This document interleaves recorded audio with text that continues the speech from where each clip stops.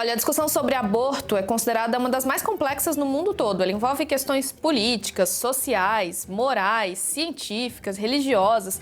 É tanta coisa que eu tenho certeza que muita gente que está me vendo agora, às vezes fica perdidaço no meio dessa conversa. Oiê!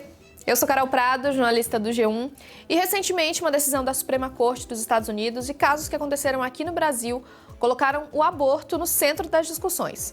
São debates sempre muito acalorados, cheios de polêmica, brigas e aquelas opiniões superficiais. Só que esse tema é muito mais complexo, muito mais urgente, e eu tô aqui hoje para te contar tudo o que você precisa saber para ter uma opinião fundamentada e não falar besteira quando o assunto é aborto. Como é feito esse tipo de procedimento, quem pode fazer aborto de forma legal aqui no Brasil, em que pé estão as discussões sobre a legalização e como funcionam as leis sobre aborto em outros países. Mas antes, já clica aí para se inscrever aqui no canal do G1 para você nunca mais ficar por fora das discussões que importam. E se gostar desse vídeo, compartilha com alguém que você acha que também tem que ver e não esquece de deixar seu like.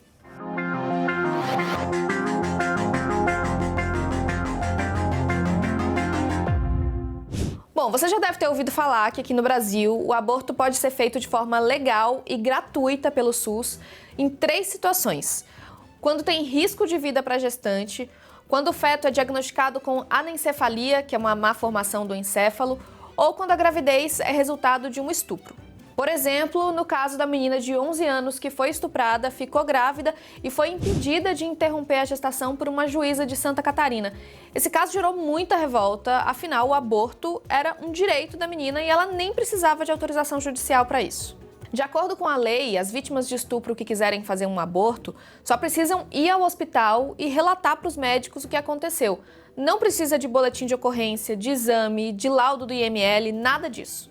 O problema é que, na prática, várias mulheres nessa situação encontram muita dificuldade nos hospitais para conseguir fazer o procedimento, seja porque a equipe médica desconhece a lei, por questões morais ou até por falta de estrutura mesmo. Os números comprovam isso. Um levantamento feito pelo G1 mostra que entre 10 abortos legais feitos aqui no Brasil, em 4, a mulher teve que viajar para fora da cidade onde ela mora para conseguir fazer o procedimento. Muitos serviços de saúde, eu diria até a maioria dos serviços de saúde e médicos, sejam aqueles que trabalham no serviço público ou em hospitais privados, vão se esconder desse problema. Primeiro porque eles não querem enfrentar um assunto sensível, não é? E segundo, porque muitos dos serviços temem reação de grupos conservadores ou fundamentalistas no Brasil. De forma que uma mulher, mesmo em condições permitidas pela legislação brasileira, muitas vezes será obrigada a fazer aborto de forma clandestina, porque ela não vai conseguir encontrar um serviço e profissionais de saúde que a atendam dignamente, conforme previsto em lei e conforme diretrizes técnicas do Ministério da Saúde. No caso lá da menina de 11 anos, o hospital de Florianópolis, onde ela foi atendida, alegou que só conseguiria fazer o aborto até as 20 semanas de gestação. Só que ela só descobriu a gravidez quando já estava com 22 semanas. Ainda assim, o aborto continua sendo legal. Ao contrário do que muita gente pensa, a lei não estipula um prazo para que esse procedimento seja feito depois do início da gestação. Essa menina de Santa Catarina conseguiu fazer o procedimento no dia 22 de junho de 2022. E talvez você não saiba ou nunca tenha parado para pensar em como exatamente é feito um aborto. Bom, aqui no Brasil, uma norma técnica do Ministério da Saúde diz que sempre que for possível, os médicos devem oferecer para a mulher a opção de escolher a técnica que vai ser usada. São 3 alternativas. A primeira é o aborto induzido por algum remédio. A segunda é a aspiração intrauterina, em que o médico introduz um dispositivo de sucção no útero através de uma sonda para aspirar o feto. E a terceira é a curetagem, em que é introduzido um dispositivo cirúrgico que faz uma raspagem nas paredes do útero. São procedimentos que, se não forem feitos da maneira correta, com profissionais experientes, a estrutura certa, os instrumentos adequados, colocam a vida da mulher em risco. Por isso que os abortos clandestinos são um problema tão grave aqui no Brasil. Só para você ter uma ideia, só no primeiro semestre de 2020, O SUS atendeu mais de 80 mil mulheres por causa de abortos mal-sucedidos. E aí entram os abortos espontâneos e os provocados. É um número quase 80 vezes maior do que o de abortos legais feitos nesse mesmo período. Foram pouco mais de 1.000. O problema é que, ao buscar fazer o aborto de forma clandestina, essas mulheres muitas vezes vão recorrer a, não diria nem a clínicas, não é? Mas a serviços que não são organizados com toda a higiene necessária. Muitas vezes não há profissionais habilitados para fazer o procedimento e podem sofrer desde infecção uterina até infecção generalizada e muitas vezes mortes, não é? Não é raro que a gente encontre notícias na mídia sobre mulheres que faleceram depois de procurar fazer aborto com pessoas leigas, né? Olha, as leis sobre o aborto mudam bastante a depender do país. Daqui a pouco eu já vou falar mais de outros países.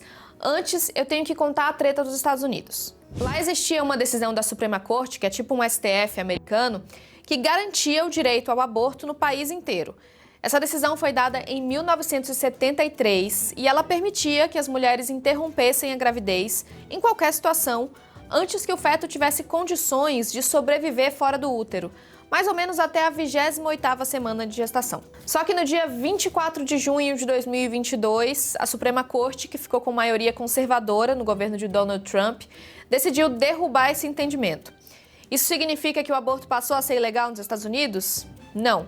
Mas agora cada estado vai poder decidir se permite ou não esse tipo de procedimento. Com isso, o aborto deve passar a ser proibido em quase metade dos estados americanos, que são mais conservadores. As práticas de aborto existem, desde os tempos da antiguidade.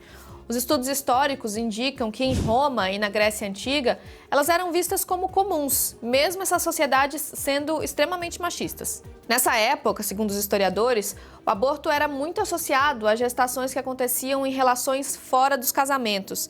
E aí lá no iniciozinho, as religiões cristãs se apresentavam como uma espécie de porto seguro para as mulheres que não queriam abortar, mesmo gerando filhos de relações consideradas ilícitas.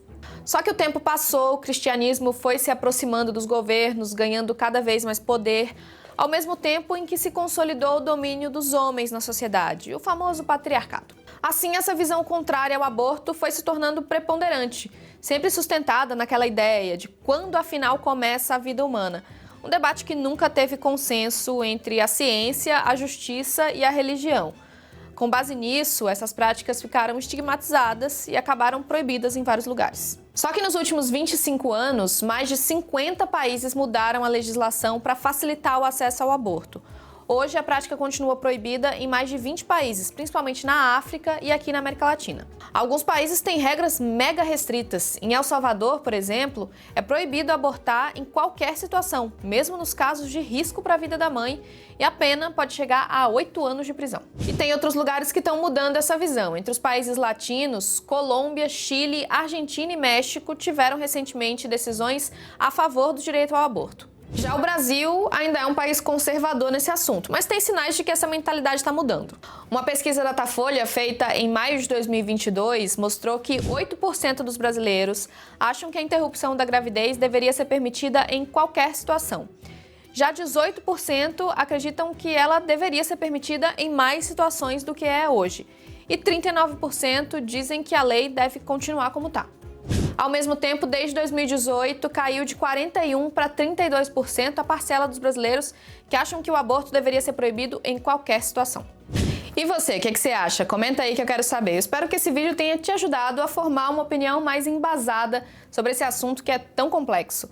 Ajude também um amigo, compartilha aí o link com ele. E se gostou desse vídeo, não esquece de deixar seu like e se inscrever aqui no canal do G1. Beijo, até a próxima.